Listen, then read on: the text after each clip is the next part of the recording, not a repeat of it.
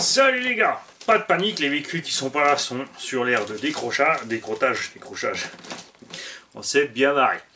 Je n'ai plus de véhicules démontés à ce jour. Ne vous en faites pas, c'est pas pour ça qu'il n'y en a plus. Nous avons encore à faire un FTX Vantage à réviser, la Subaru DRX VE. Qu'est-ce qu'il me reste encore? Un TRT8, un TR8 Buggy. Une GTB occasion, deux Hyper SST occasion, la Carson D-Max, le Omnor X10 CRT qui a été essayé, le Timasso B42 qui aussi a été roulé, et le Hobby King Berserker. S'ajoute à ceci une autre machine encore.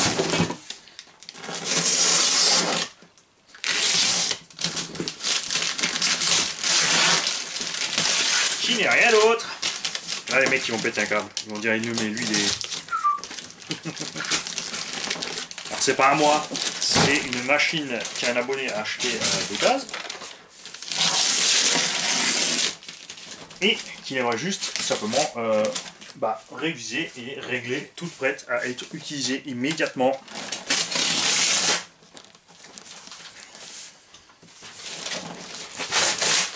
Si j'arrive à ouvrir le paquet, évidemment. Voilà, on y est.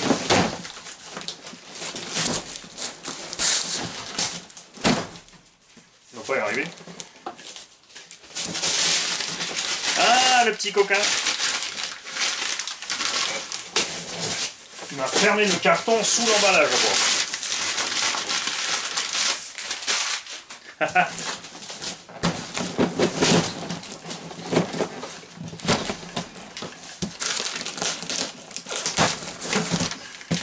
Allez, ça suffit, assez joué. Voilà. Nous avons une Obao Hyper GTB occasion, donc une carreau occasion qui a subi un petit peu sur l'avant, sans plus. La peinture sympa, rouge avec les bandes noires. Il y a les pneus qui sont allés frotter un peu de peinture.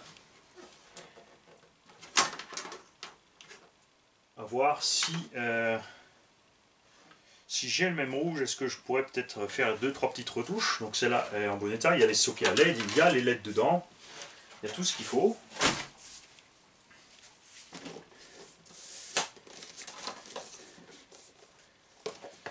Nous avons emballé dans la boîte qui vaut cher une Grafim 4S 5000 avec les super plots dont j'ai horreur, puisque comme vous le constatez il n'y a pas la moindre couleur sur les plots, ce qui fait que la moindre boulette, mon gars, t'as branché ta lipo à l'envers et c'est foutu pour ton vario. Donc à faire très attention avec ce genre de branchement. Pare-choc et mousse. Tu vois s'il a démonté bordel en carton ou si c'est du rab.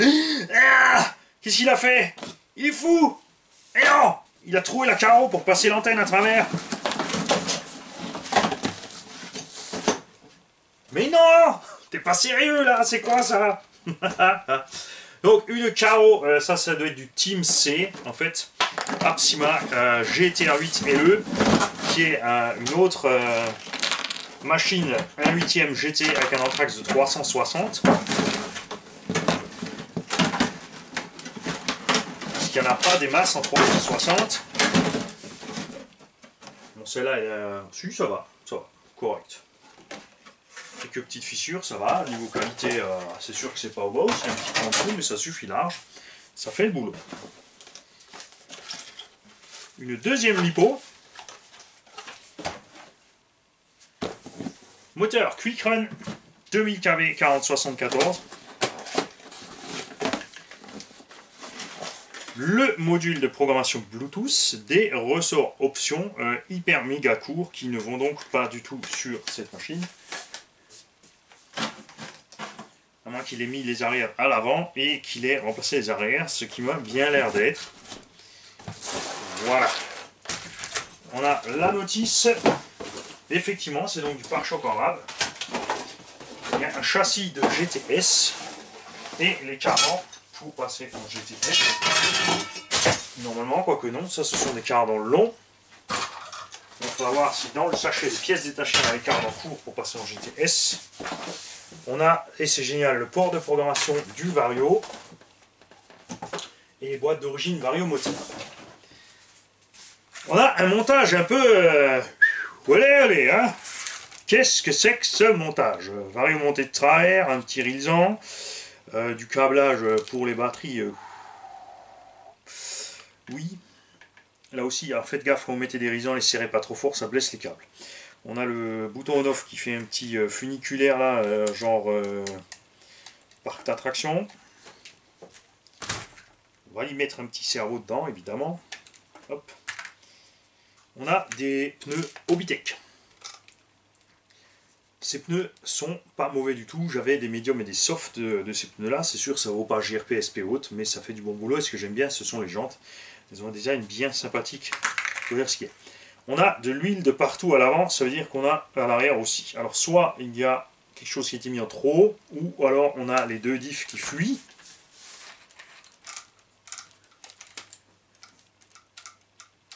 Niveau dureté, ça va. Ça pourrait chauffer un petit peu plus. À l'arrière, c'est peut-être un peu trop. On a des angles de train très prononcés, beaucoup trop. Ça bouffe les pneus en moins de 2, ça sert pas à grand chose pour rouler en loisir. En compète, je peux comprendre, parce qu'il y a des mecs, il faut qu'ils donnent tout en 8 à 10 minutes. Donc ils s'en fichent, mais en loisir, ça sert à rien. On ne tient pas mieux la route parce qu'on est comme ça en loisir. Ça vient seulement le reste de la suspension qui est ici. Ouais, c'est pas bon. Donc cet engin, c'est clair. Il va y avoir du boulot. À l'avant c'est mieux, mais à l'arrière non. Ça c'est pas bon. Donc on va évidemment régler tout ça. Le bac à lipo aussi n'est pas un bac à lipo origine Obao. C'est on dirait un Timasso, quelque chose dans le genre, ou l'Osi. Et il a été fixé à la barbare. Barbare Dieu. Bon ça va, hein, bien sûr. Il a eu l'engin à un petit prix. Le vendeur a envoyé des photos, donc il était au courant. On a ici des vis qui ont été barbarement mis dans le châssis. Alors d'abord c'était du M3 de toute évidence, c'est passé ensuite à M4, mais sans fraiser, et ça c'est très mauvais puisque vous avez vu toutes les vis sont de travers parce qu'elles ont tapé, elles sont restées accrochées. On a tout arraché. Donc ça on va les sortir évidemment, on va fraiser les trous et les mettre proprement. C'est pas très grave puisqu'il n'a pas fait un gruyère avec le châssis. Donc ça passe.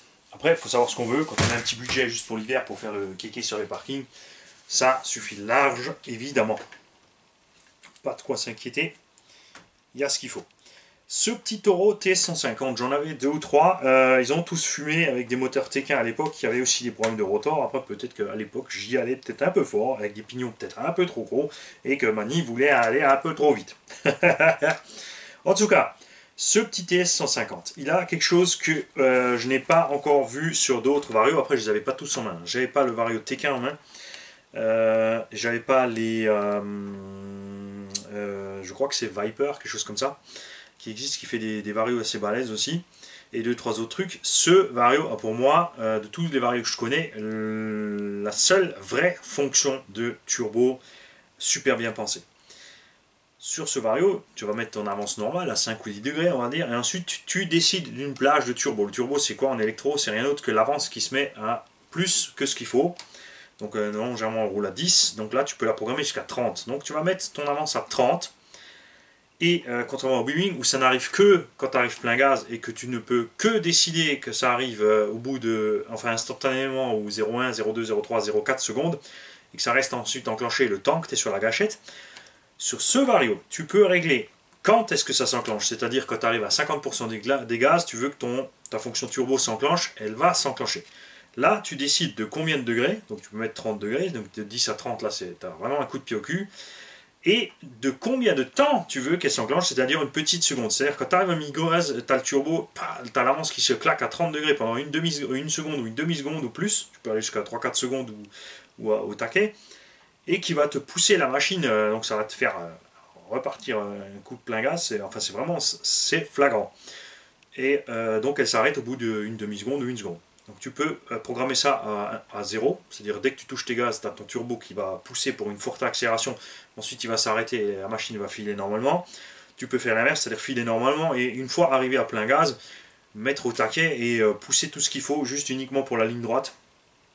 C'est vraiment à toi de régler cette plage de turbo. Faites attention par contre, ne pas la laisser enclencher trop longtemps parce que les rotors des moteurs, ils n'aiment pas, ça chauffe vraiment fort quand tu es à 30 degrés. Alors après, tu n'es pas obligé de mettre à 30, hein, tu peux mettre à 15, 20 ou autre. Mais il y a vraiment de quoi faire des super méga réglages.